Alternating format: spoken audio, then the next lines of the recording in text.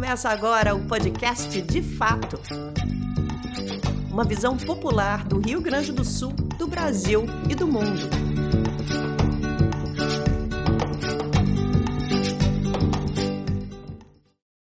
Olá, estamos entrando no ar com o podcast De Fato, uma produção do Brasil de Fato do Rio Grande do Sul, em parceria com os sindicatos bancários de Porto Alegre e região.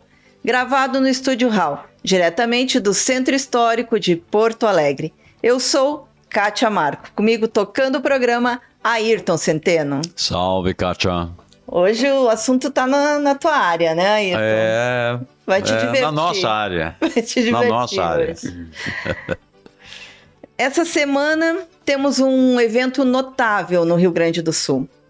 São os 40 anos da ocupação da Fazenda Anone, que fica lá no norte do estado. Há toda uma programação em Pontão, município que foi gerado a partir do progresso do acampamento, que se transformou em assentamento. Na verdade, são 5 assentamentos que juntos reúnem 420 famílias. Este episódio vitorioso da luta pela reforma agrária também atraiu o cinema. 2 documentários, Terra para Rose e O Sonho de Rose, centraram seu foco na história de Roseli Celeste Nunes da Silva. Participante da ocupação, Rose foi atropelada e morta durante uma manifestação do Sem Terra. Quem está aqui hoje é justamente a responsável por retratar a trajetória de Rose, do acampamento e do assentamento. É a cineasta que dirigiu os 2 filmes premiados no Brasil e no exterior. Muito bem-vinda, Tetê Moraes. Obrigada, é um prazer estar aqui, né, no Porto Alegre com vocês, e em breve iremos, né, para a Fazenda Anone, para a área da Anone, que agora são os assentamentos, né, para essas comemorações. Também está conosco hoje no podcast o diretor de fotografia e um dos fundadores da ABC Curso de Cinema, César Moraes. Boa tarde a todos aqui que estão presentes para esse bate-papo sobre vários temas. O principal nesse momento é sobre os documentários que a TT realizou, que eu participei de alguns deles, sobre a Fazenda Anone, o MST, né? Enfim, a questão de terra. O César, Ayrton, foi diretor de fotografia dos filmes O Sonho de Rose e O Fruto da Terra, né? E a TT disse, eu só vou para Porto Alegre se o César for junto. Então, estamos aqui, né? Eu vou perguntar para a TT o seguinte, tu fizeste 2 filmes, né? E mais o curta, né? Terra para Rose, Sonho de Rose, e o curta O Fruto da Terra. O cinema brasileiro, ele tem muita presença, digamos assim, em termos de documentário, ele mostra um interesse grande na questão da terra e da reforma agrária, via documentário. O que não acontece tanto via ficção. Quer dizer, nós vemos assim, só para a gente comparar, né? Nós tivemos 21 anos de ditadura e nós temos não só documentários sobre esses 21 anos de ditadura, como nós temos também várias ficções, né? E ficções muitas vezes baseadas em casos reais e tal, mas ficções ainda, né?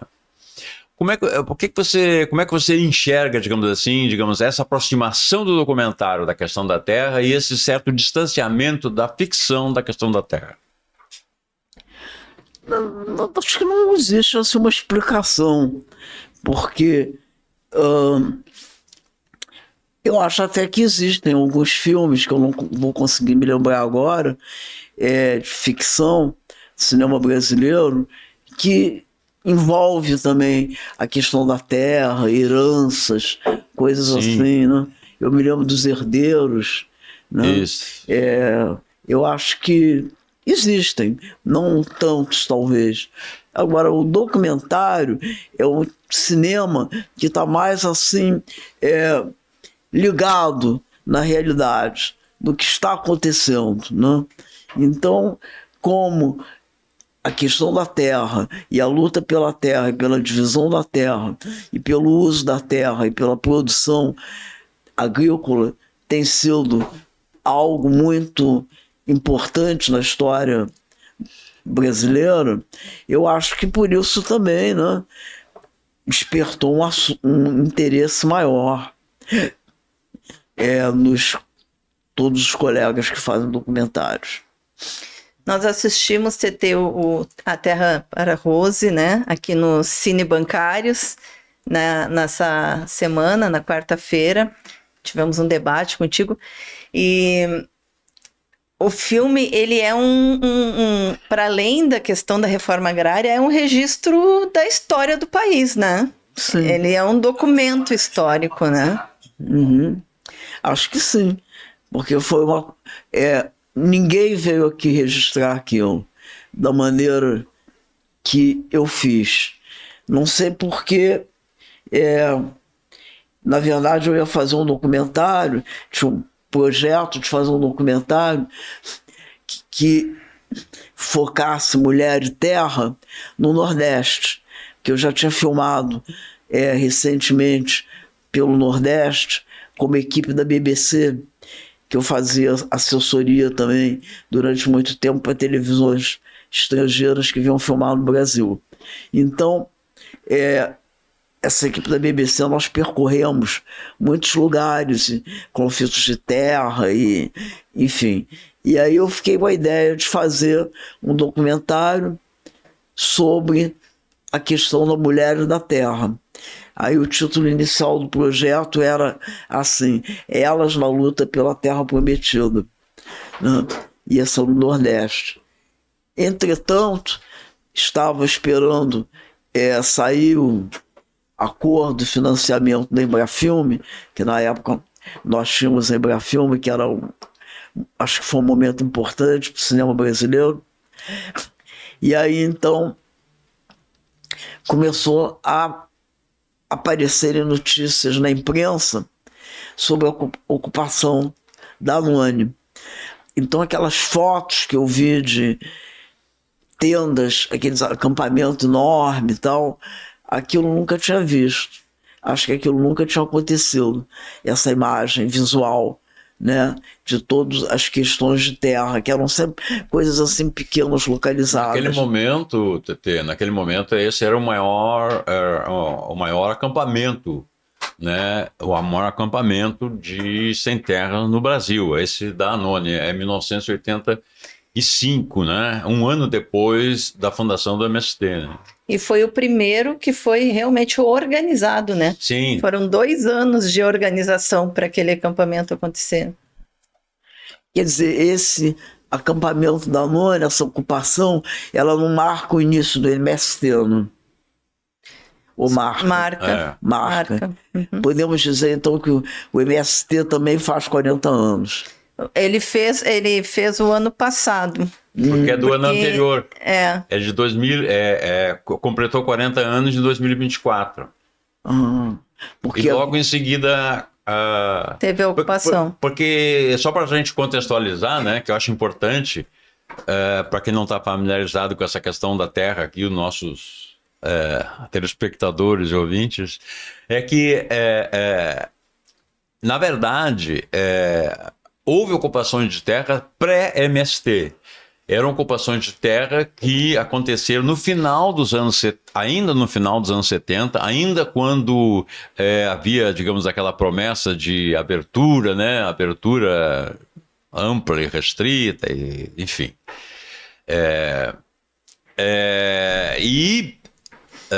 Justamente nessa mesma região, na mesma região que está a Anônimo, aconteceram alguns episódios, mas não eram levados pelo MST.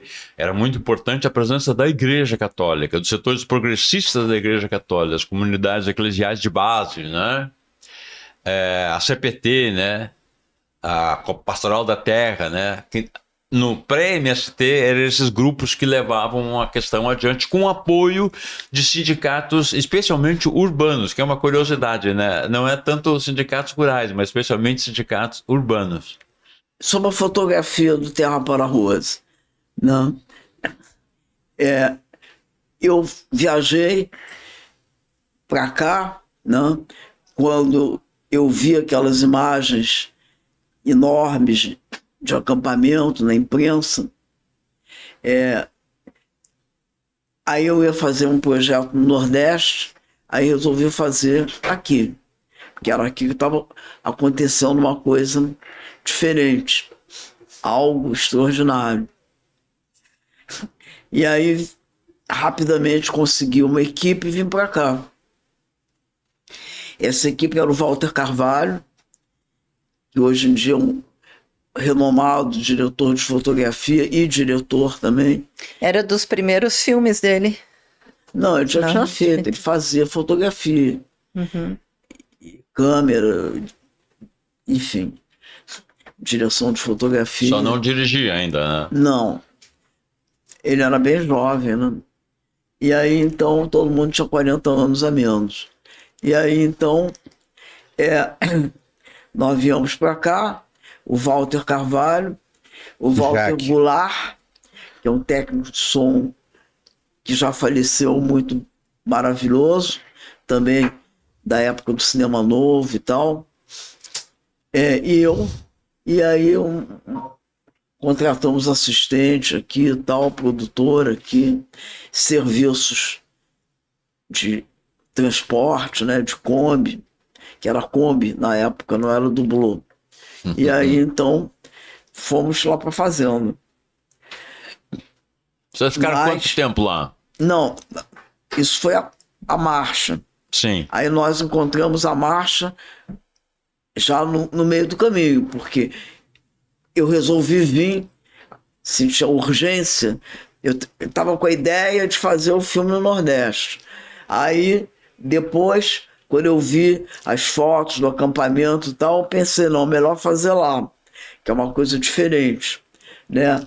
Então, estava me preparando para, ainda estava esperando sair o dinheiro, né, o recurso da Embrafilme. E aí eles começaram a fazer a caminhada. Então eu falei, não pode esperar, tem que filmar isso agora. Essa é a urgência que o documentário coloca, né? Então consegui reunir essa pequena equipe, consegui investir algum recurso pessoal meu, né? Faturar negativo na Kodak, essas coisas assim, e viemos para cá. Então alugamos uma Kombi, né? E fomos à procura deles. Encontramos eles em São Leopoldo, eles já estavam vindo para Porto Alegre, né? Até a gente conseguir chegar lá. E aí, então, começamos a fazer aquela filmagem em São Leopoldo. Eles estavam cruzando aquela ponte, que aliás aparece nas imagens iniciais do Terra para Rose, um pôr de sol, tal, muito bonito. E eu falei, poxa, tem que filmar isso, né? E aí como é que faz? Então o Valtinho falou, mas não dá tempo, não sei o quê, tem que tirar a coisa do carro, armar e tal. Eu falei, vai organizando aí que eu vou tentar resolver. Aí fui lá na frente e falei com eles, alguns deles que estavam na frente da caminhada, não lembro quais foram, né? E falei o seguinte, olha, a gente está filmando, né, e tal, porque eles já sabiam que eu ia filmar, já tinham me conhecido, então é preciso fazer essa imagem de novo, da ponte, que está muito bonito, aí o pôr de sol e tal, a gente não queria perder isso. Como é que faz? Dá para vocês voltarem, atravessar de novo? Aí eles falaram, tá bom, aí foram. Então, eu acho que a emoção do Terra tem muito que ver com o relacionamento direto e muito franco que eu tive com eles, né?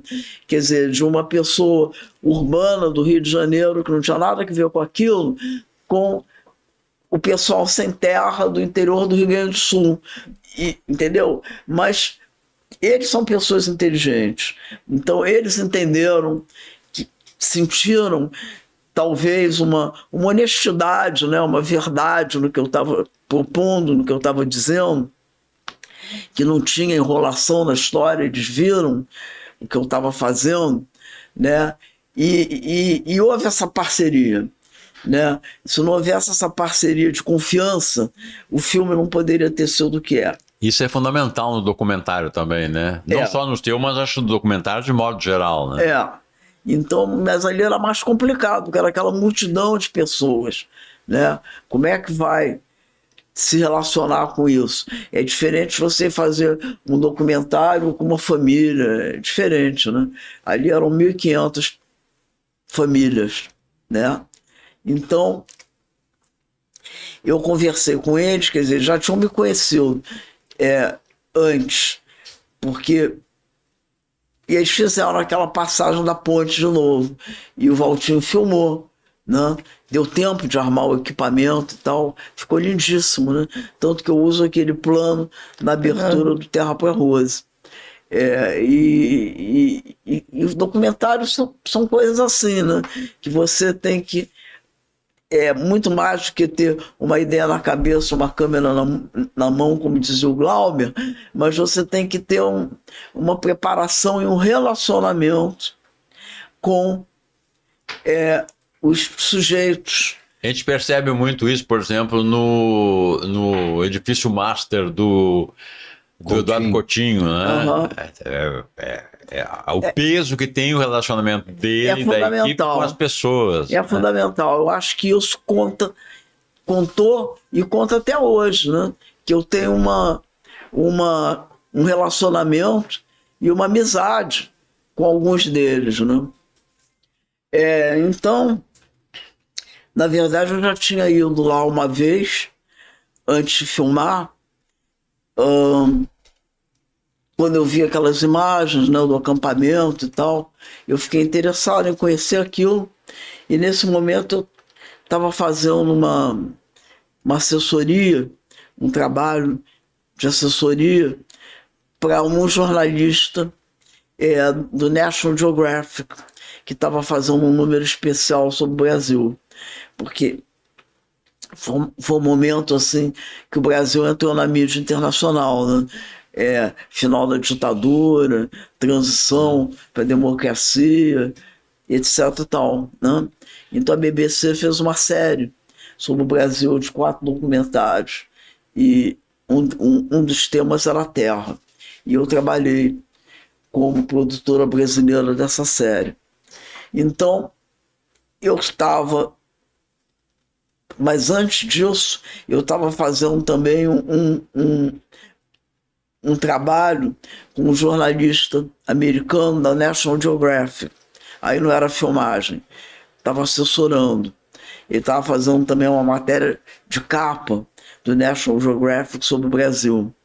E aí, então, eu disse a ele, olha, mostrei ali as fotos, né, do acampamento e tal, falei que era legal ir lá, ver o que estava acontecendo e tal. Ele ficou meio reticente, mas como nós íamos a São Paulo fazer umas entrevistas e tal, eu acabei convencendo ele de vir a Porto Alegre também.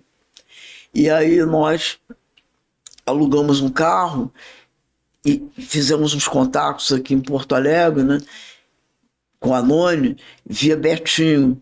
Betinho era meu amigo, né? Betinho tinha o IBAS, né? O Everett Souza. Exato. E Betinho estava fazendo a campanha nacional pela reforma agrária, né? Comandou esse projeto maravilhoso. E eu falava muito com ele. Então, fomos até a Noni, finalmente, num carro, eu e esse americano, e aí só eu e ele, não tinha câmera, nada. Ele só tinha uma máquina fotográfica, assim. E aí, então, encontramos lá com o pessoal, né, na porta do acampamento. Eu não sei, eu acho que o Isaías estava nesse dia. E outros, que eu não me lembro quem eram. E aí, então, a gente entrou, eu expliquei, né? Já tinha sido feito assim, esse contato, através também de uma ONG aqui de Porto Alegre, CAMP, O camp Isso. que Aham. Eu é falei junto com- com a sede do Brasil de Fato aqui em Porto Alegre. Então eu falei com eles através de Betinho, aí eles ajudaram no contato e tal, e a gente foi para lá. Eu e o jornalista americano, foi a primeira vez. E aí então era um homem enorme, assim. E aí, bem por fora de tudo que estava acontecendo. Mas ele ficou interessado. E aí então nós andamos pelo acampamento todo, ele ficou bem interessado, aí que eu conheci, né? E aí realmente ele incluiu isso na matéria dele. E aí então eu vi que era importante era fazer o filme lá e não no Nordeste. E falei com eles, ó, eu vou voltar aqui para fazer um filme. O que vocês acham e tal? Não, tá tudo bem, combinamos. Aquela coisa, não acreditando muito, né? Ih, não vai voltar nada. Não, mas nesse meio tempo eles começaram a marcha. Enquanto eu estava esperando sair meu dinheiro para filmar. Sim. Começaram a marcha, aí eu tive que vir, né? Com uma pequena equipe, mínima, né? E aí então começamos a filmar já na marcha. Já na marcha, pegamos eles em São Leopoldo e viemos até Porto Alegre, filmando aquelas sequências todas muito poderosas do Terra para Rose, graças à enorme agilidade e disponibilidade naquele momento do Walter, que corria atrás das coisas. O Walter Goulart, que era o técnico de som, às vezes ele ficava chateado, dizia assim para mim: escuta, TT, esse filme não tem som, não? Porque ele vai e não me espera. Eu falei, pois é, mas se vira, né? Porque o negócio ele não dava para ficar conversando muito, Sim. que andava, né? Então essa foi a primeira filmagem, foi a marcha, e aí a gente filmou um pouco a chegada deles a Porto Alegre e tal. E aí, nesse momento, nós voltamos para Alone. Nós voltamos para Alone para ver da onde que eles tinham saído, porque para fazer um filme que fosse só aquilo, tinha que mostrar a saída, né? E aí chegamos lá, fizemos umas cenas no acampamento e tal, com os que ficaram, né? Que era uma cidade, né? E aí eu combinei com eles, não me lembro mais quais, né? Que eu conversava, dos que ficaram, e falei, olha, a gente queria mostrar então como é que vocês saíram daqui, para poder fazer sentido. Eu já estava pensando em fazer um filme só sobre aquilo, né? O acampamento e a marcha, nada mais, já era um filme, né? Então expliquei para eles isso, eles entenderam, eu falei, bom, dá para vocês mostrarem E aí eles encenaram a como saída da marcha. Aí conversamos e tal, papapá, como é que é, combinamos, eles falaram, então amanhã às 4 da tarde a gente vai reunir e organizar isso. Aí eu falei com o Walter, ó, sei lá, amanhã 4 da tarde, antes disso, Kombi aqui, todo mundo preparado aqui nesse local para filmar a saída deles. Outra falou, você tá doido. Você acha que eles vão sair de novo? Já saíram, já estão em Porto Alegre, eu acho que você tá viajando. Eu falei, eles falaram que vão fazer. Vamos lá ficar prontos, ver o que rola. Aí fomos para lá. E aí, porque nós ficávamos num hotel em Sarandi, que eu procurei uns hotéis na região, porque não tinha condição, né? Sarandi é mais próximo, Hã? Sarandi é o mais próximo por ali, né? Tinha Ronda Alta. Ronda Alta, Isso. Rondinha, né? Isso. E eu olhei. Sarandi é maior. Eu olhei e a gente achou um hotel em Sarandi, que deve ter até hoje. E ficamos lá. E era legal e tal. E aí, então, eles... Voltamos lá, na hora acordada, né? Quer dizer, voltamos antes, né? Estávamos sempre fazendo alguma coisa. Ficamos preparados ali para filmar e eles se reuniram e fizeram a saída. Com uma parte do povo que estava na Fazenda Anônima, né? Então, isso foi extraordinário. Extraordinário. Porque aí, pelo menos com isso, eu já tinha um filme. Mas fizemos algumas cenas no acampamento e tal. Voltamos para o Rio. Vamos deixar o César nos contar um pouquinho sobre Eu vou a contar. fotografia o do documento. Sonho de Rose e como é que foi superar, né? Com Walter certeza. Carvalho. Agora eu fui assistente do Valtinho por muito tempo e do Fernando, fiz vários longas com ele. E no Terra para Rose, que era assistente é o Jacques Chauís, que hoje é um grande fotógrafo também. E chegou e falou para mim assim, ontem ele me ligou e falou, César, você viu o meu tio, que é um padre que celebra a missa no Terra para Rose? Eu falei assim, eu vi esse padre lá, tem um plano do padre. Ele falou, esse padre é meu tio. Eu falei assim, e como é que tu encontrou esse padre? Ele falou, encontrei na filmagem, entendeu? Esse padre é tio dele, é o padre Chauís. Tio do Jaque. Que é um padre Arnildo. Deve ser Arlindo Chauís. É um que celebra uma missa lá no meio da... Enfim. É tio do Jaque? É tio do Jaque. Olha. Só você que não sabia. Nem ele. Nem ele. Ele chegou lá e encontrou. Descobriu lá. O Arnildo não deve ser, o Arnildo Não, eu acho que é o outro. é outro, deve ser outro. Não, porque Arnildo é Arnildo Fritzen. Fritzen, não é esse, isso. não. É uma outra missa que tem lá no filme. O Arnildo Depois... Fritzen que estava sempre com eles. Na não marcha, estava com ele, inclusive. não. Esse celebra uma missa na passagem lá, ou, enfim, que era tio do Jaque, ele descobriu.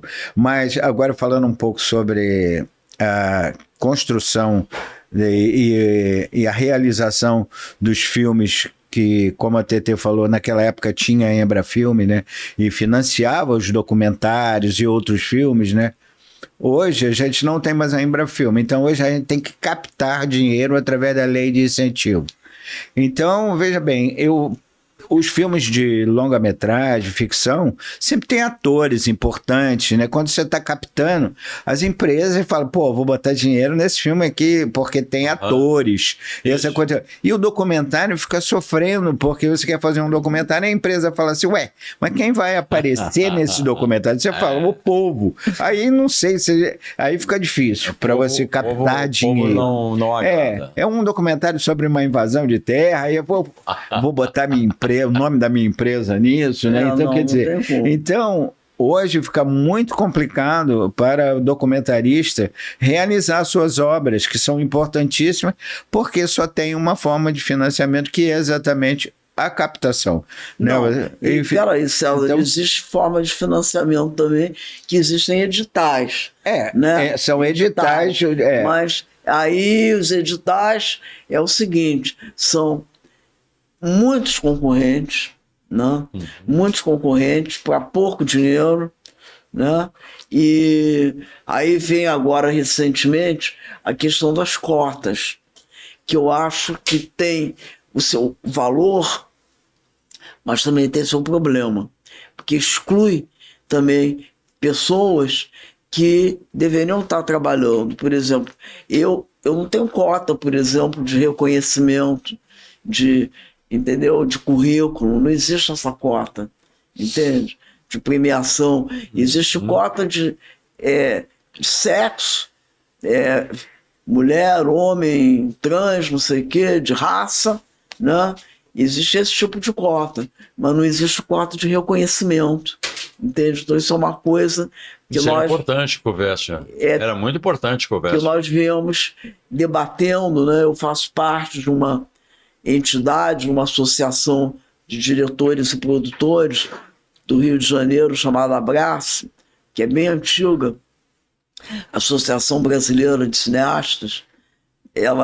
Primeiro ela era nacional, depois foram aparecendo outros locais, né, para os interesses específicos, São Paulo, Rio Grande do Sul, etc., Centro-Oeste, e Abraço ficou só Rio de Janeiro. Mas isso é uma das questões que nós levantamos.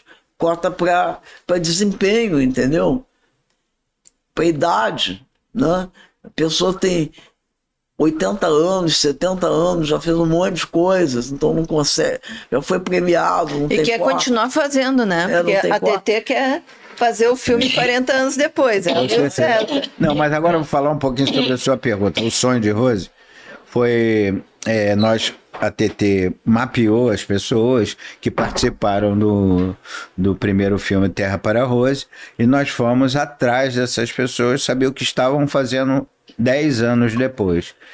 Evidentemente foi encontros muito interessantes e outros encontros de pessoas que abandonaram a Terra também por vários motivos. Então, o filme está aí para mostrar a gente o que aconteceu com muitas pessoas. E nesse momento, num desses momentos, nós encontramos os filhos da Rose, né? O Tiaraju e a Evenise, sempre esqueço como falar o nome dela, e o seu irmão, num lugar, e foi uma coisa muito, muito que até hoje eu não esqueço de jeito nenhum, porque quando nós chegamos lá, acho que era em Rondinha, uma cidade ali onde eles estavam morando, aí a TT perguntou para eles: vocês lembram da sua mãe? Muito pouco, não sei. Vocês lembram, o que você quer ser, né? Aí um dos irmãos falaram, né, quero ser pintor, porque o pai deles era pintor. Então o pai escondeu a história, um pouco deles sabiam, mas ficou um pouco a história escondida. E isso para mim foi muito importante, porque com a nossa chegada lá, essa história reviveu dentro dos jovens, crianças, nem adolescentes, eram 8 anos, sei lá, enfim, jovens, ali a história reviveu, e hoje eles são pessoas que participam de todo esse, voltaram a esse mundo, que é o mundo da conquista das terras, das pessoas, a coisa toda, muito importante. Então, acho que esses 10 anos depois, reviveu coisas muito importantes que estão aí até hoje, bem Vocês bacana. não voltaram lá depois do Sonho de Rose? Depois do Sonho de Rose, não voltamos lá. Eu nunca mais voltei, acho que TT também não. E nós vamos voltar agora. Vai ser uma novidade, né? Ou seja, 30 anos depois. Tá voltando a Noni 30 anos depois. 30 anos depois. Olha, vai ser muita emoção, hein? Com certeza, vai ser bem bacana. Não, depois do Sonho de Rose, eu não voltei lá, não. Nós fomos a Cuba fazer o Fruto da Terra, que o Marcos Tiaraju, depois desse encontro que nós tivemos no Sonho de Rose, ele foi para Cuba estudar medicina, que hoje está formado, é um médico, trabalha aqui no Rio Grande doSul. E o Marco Tiaraju, para quem não sabe, é o filho da Rose. Filho da Rose, Que foi o primeiro bebê a nascer na Noni. Na Noni. E tinha 1 ano e meio quando mesmo. a Rose faleceu. Isso mesmo. E aí, graças ao MST, né, na verdade, ele teve essa trajetória de ter essa bolsa para poder estudar medicina em Cuba, que em Cuba existia, acho que existe ainda, não sei, mas Cuba está passando por seríssimos problemas, como a gente sabe. Existia uma escola de medicina para alunos latino-americanos. Não, do terceiro mundo em geral. Então, isso tinha sido um projeto assim, pessoal do Fidel, que ele queria formar um exército branco, que era um exército de médicos, que voltassem para os seus países com todos os conhecimentos que uma escola de medicina cubana poderia dar, para trabalharem nas suas bases, nas suas comunidades, né? Então eram só alunos indicados por organizações sociais, por igrejas, por, enfim, movimentos sociais. E o Marcos foi indicado pelo MST e conseguiu essa bolsa, né? E fez curso de medicina. Com participação direta sua, porque você, junto ao MST, cobrou, né, do MST, essa indicação do... Não, essa indicação não. Eu cobrei lá atrás que o MST tomasse conta daquelas crianças, né, que ficaram sem mãe, né? Como assim? Claro, dezenas de outras também ficam, mas aquelas eu conheci, estavam no filme, né? E eu realmente cobrei isso. Olha, vocês têm que cuidar dessas crianças, né? Eles têm que ter terra, porque na época de dividir a terra, fazer os loteamentos lá no acampamento, quando o Inca foi fazer, o pai deles tinha saído do acampamento. Depois da morte da Rose, ele ficou meio perturbado e saiu do acampamento. Foi para uma cidadezinha perto, acho que foi Ronda Alta, trabalhar como pintor de paredes, né? Onde depois ele encontrou uma mulher que se tornou companheira dele até hoje. E aí ele foi reconstruindo a sua vida, né? Porque em algum momento ele tinha passado por períodos muito difíceis, de alcoolismo também, enfim. Quando a gente foi fazer pesquisa do Sonho de Rose, chegamos lá procurando ele estava preso, que tinha havido uma briga de bar, coisas assim. Mas depois ele foi se reestruturando para cuidar dos filhos, né? Mas isso era muito difícil de toda maneira. Então, o que eu lembrei aos companheiros do MST aqui de Porto Alegre, na época, é que essa família, mesmo ela estando fora do acampamento na hora da divisão de terra, eles têm que também que ter um assentamento, porque a Rose participou da luta e a Rose morreu por causa disso, entendeu? E as crianças não têm culpa se o marido dela está meio com dificuldade no momento, mas precisa ter a terra. Só que o Tiaraju e a Vanessa, eles são muito agradecidos, né? A gente tem transformou, né? Também afeto, né? O destino deles, de alguma forma, o sonho para a Rose, né? Eu achava que o sonho da Rose tinha que se tornar realidade para a família dela também, não apenas para todos os outros. E aí eu falei sobre isso. E fui bem acolhido, foi bem acolhida esse meu questionamento, né? Eles entenderam. No próprio filme Sonho de Rose, eu pergunto isso para várias mulheres que eram amigas da Rose. Vem cá, e a Rose? E os filhos? Ah, pois não vimos mais e tal, mas, sabe, ia cair no esquecimento. Eles iam ficar lá levando uma outra vida com o pai, com a madrasta, o pai trabalhando assim de biscate, pintor. E aí, então, eu acho que foi justo fazer isso. Fui bem acolhida pelo MST. Tanto que João Pedro costuma dizer que eu sou a madrinha do mar. Bom, talvez. Então é isso. E aí, então, o MST acolheu isso e reivindicou ao Inca um lote de terra para eles, mesmo que o pai tinha saído do acampamento. Ele não estava lá na hora da divisão da terra. Sim. Né? Por isso que ele foi assentado aqui em outro lugar, em Viamão, aqui perto de Porto Alegre, porque lá naquela área não tinha mais lugar. Eles já tinham dividido tudo. Então, procurando resolver, arrumaram um lote para eles aqui em Viamão. No assentamento Filhos de Cepé, né, onde ele está até hoje.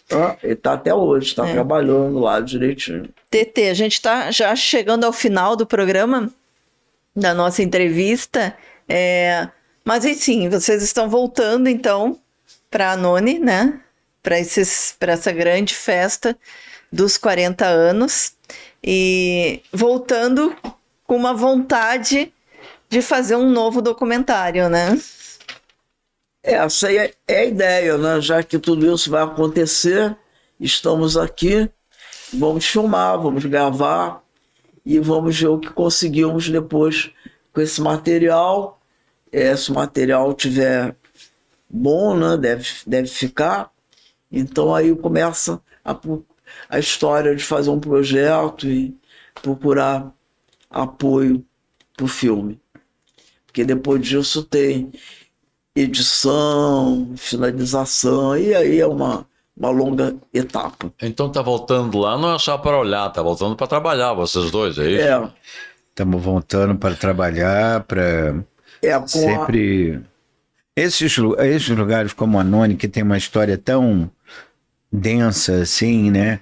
Eu acho que o documentarista nunca deve chegar sem a sua arma, que é a câmera, porque as coisas acontecem na sua frente e você depois não pode falar, pô, devia ter feito aquilo, aí já passou, entendeu? Talvez só a TT que tenha conseguido a façanha de pedir a um grupo para voltar para o outro lado da ponte. Entendeu?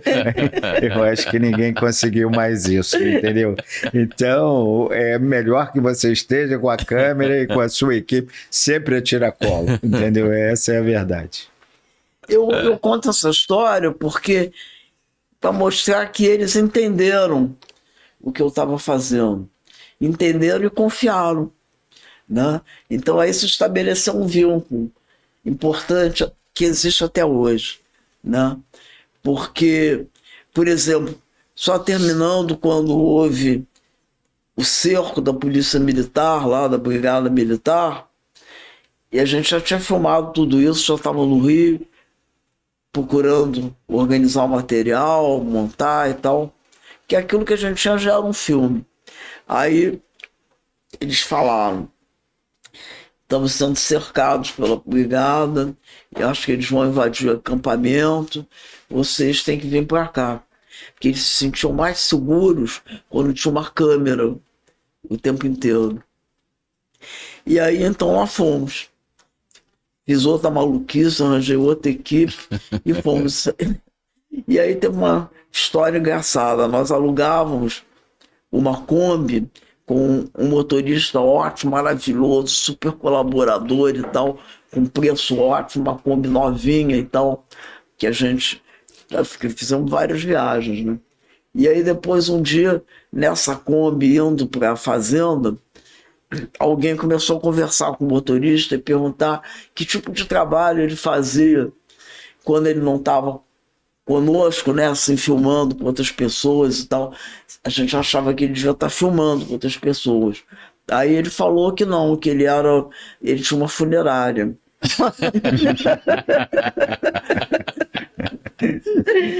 Ele tinha uma funerária e a Kombi era a funerária. Aí já tem uma outra história. Pois é, o César foi um que disse que tem que filmar, né, fazer o filme sobre a Kombi no cinema. Com certeza. Olha, a Kombi foi um mal-estar dentro da Kombi, inacreditável. Tinha gente que queria saltar, parar, não sei o quê. Olha, onde é que você bota? Eu tive que... Vocês imaginam que não existia filme sem Kombi, porque onde você ia botar os equipamentos? Numa picape para ir chacoalhando, a Kombi chacoalhava, mas a gente botava uma espuma no chão da Kombi e botava os equipamentos em cima dessa espuma e ia sentado ali. Mas o equipamento era muito pesado e eu acho que minha dor nas costas que eu tenho até hoje era dessa Kombi. Porque pegar a mala de 20 quilos assim, ali na porta da Kombi, e botar para dentro, assim, e você assim meio arcado, né? Acho que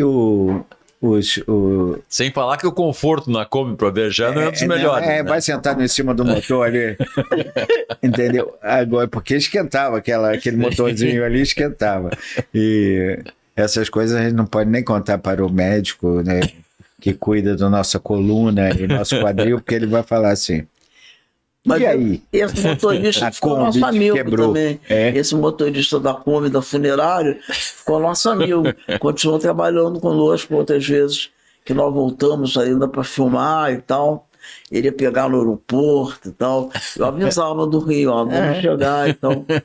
Então... O bom de dono de funerária é que está sempre atento, né? Não tem hora para morrer. Exatamente. Só ligar que ele atende. Quando vem a informação, assim, no meio da viagem... Não, vocês indo para uma ocupação cercada pela brigada militar, né? Tinha gente que não saiu da rua. Muito bom. Isso mesmo. Muito obrigada, TT Moraes. Muito obrigada, César Moraes. Obrigado pela a você. participação de vocês aqui com a gente. E muito obrigado a vocês pelo belo programa que vocês têm. e receptividade. Maravilha. Felizes estamos. E você, quero convidar a apoiar o Brasil de Fato, apoiar esse jornalismo que fala aquilo que a grande imprensa não fala. Entra lá no site apoia.se/Amigos do Brasil de Fato RS e contribua com o valor que você puder. Figuraça da semana. Temos um figuraça da semana? Nós temos um figuraço na semana e, para variar, é um jornalista. Assim, ó, na semana passada eu indiquei como figuraça da semana, eu falo para vocês, né, que a gente elege sempre um figuraça da semana, uma figura que se destacou de modo positivo na semana, uma pessoa viva ou morta, um CPF ou CNPJ, um movimento, seja o que for, né, um evento importante. Bom, então, na semana passada, a gente indicou aqui o Breno Altman, que é um jornalista sendo processado, inclusive, pela sua crítica corajosa que tem feito ao genocídio em Gaza, né? Nessa semana, eu vou indicar outro jornalista, e esse, infelizmente, não está mais com a gente, né? Por quê? Porque nessa semana completam os 50 anos do martírio do assassinato do Vladimir Herzog. É nesse sábado que completam esses 50 anos, né? A morte, né? O assassinato do Herzog nos porões da ditadura. Uma ditadura que foi resultado de um golpe de Estado. E um golpe foi tentado novamente 2 anos atrás, né? Então é preciso, até por isso, lembrar e relembrar o Vladimir Herzog. Por isso eu voto no Inclusive tem uma campanha, né, do Instituto do Vladimir Herzog para transformar o dia 25 de outubro no Dia da Democracia, né? Uma campanha aí bem importante que, enfim, merece todo o nosso apoio. Com certeza. Vocês têm alguma outra dica ou vamos com o Vlado? Eu tô com vocês nessa dica. Muito bem, gente. Então, o nosso figuraça dessa semana é o jornalista Vladimir Herzog. Não esqueça de curtir, compartilhar, comentar o nosso podcast, enviar o link para o seu amigo, amiga, para escutar essa bela história, né? Essa bela história da nossa história, né? Porque o cinema é isso. E principalmente o cinema documental, né? Ele tem esse papel de registrar a história. Mais uma vez, entra lá no nosso site, apoia.se/Amigos do Brasil de Fato RS e contribua para a gente continuar a contar histórias. Lembrando também que se você tem um recado, uma crítica, uma sugestão, pode entrar em contato pelo nosso e-mail redacalrs@bdfestados.com.br ou pelas nossas redes sociais. Ficamos por aqui. Semana que vem nos vemos novamente. Esse foi o podcast De Fato, uma parceria do Brasil de Fato Rio Grande do Sul com o Sindicato dos Bancários de Porto Alegre e região.